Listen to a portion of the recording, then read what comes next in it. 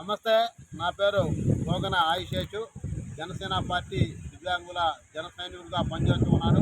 అదేవిధంగా జనసేన పార్టీ అధినేత మరియు ఆంధ్రప్రదేశ్ డిప్యూటీ సీఎం శ్రీ కొనిదెల పవన్ కళ్యాణ్ అన్నగారు ఆయన భుజం నొప్పితో ముంబై వెళ్ళి ఆపరేషన్ చేయించుకొని ఉంటే ఈ యొక్క ఆపరేషన్ మీద వైఎస్ఆర్సీపీ పార్టీలో పనిచేస్తున్న రాంబాబు అనే వీధి కుక్క గతంలో వాళ్ళ తల్లికి బాగోలేదని ఇప్పుడు ఆయనకి ఆరోగ్యం భుజాలు బాగోలేదని నాటకాలు ఆడుతున్నాడని చెప్పి అని మాట్లాడుతున్నారు. నాటకాలు ఎవరు ఆడుతున్నారు?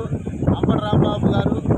నువ్వు ఒక నీతి లేని కుక్కవై ఉండి నువ్వు ఆట ఆడుతున్నావు. కానీ ప్రతి ఒక్క విషయంలో కూడా నువ్వు ఆడుతున్న నాటకం,